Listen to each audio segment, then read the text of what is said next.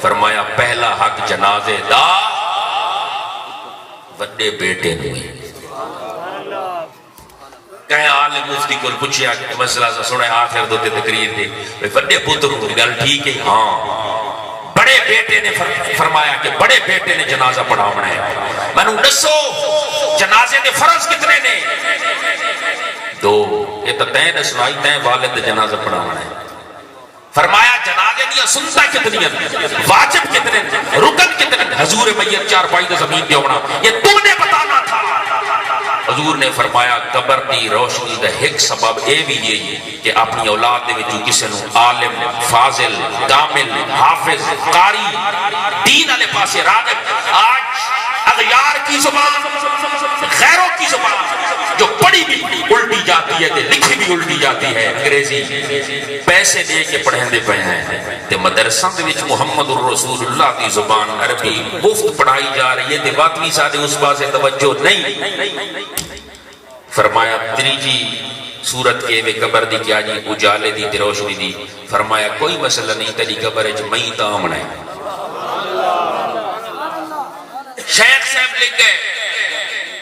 1.25 لاکھ نبی اپنی امت دی قبر دے وچ نہیں آیا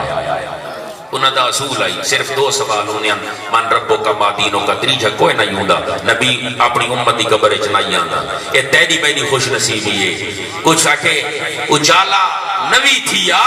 لیکن جڑے محبوب صلی اللہ علیہ وسلم آئے تے پھر اجالا ہو ویسی کیوں آکے اس واسطے کہ قد جاکم من اللہ نور اتھے چراغ ہوئے اتھے نیمہ ہوئے اتھے سورج تے قمر تے ستارے ہوئے آکے اس دا دے اندھیرے دا جوڑ کوئی نہیں محبوب مصطفیٰ صلی اللہ علیہ وسلم جس وقت جلوہ نما اور تشریف فرما ہوئے تے پھر مومن کے مسلمان دی قبر اجالے تے نور نال بھر جائے فرمایا میں نے آمن دا مقصد یہ کہ اجالا نے اپنا کس نو جہان نو دل دے مکان نو تے پھر فرمایا کہ قبر دے میدان نو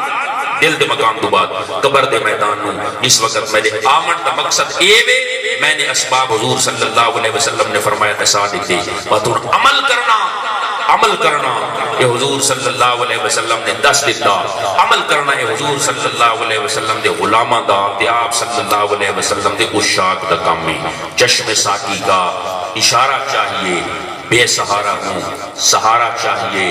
اب نصیر اٹھ کر نہ جائے گا کہیں بس اسے تو در تمہارا چاہیے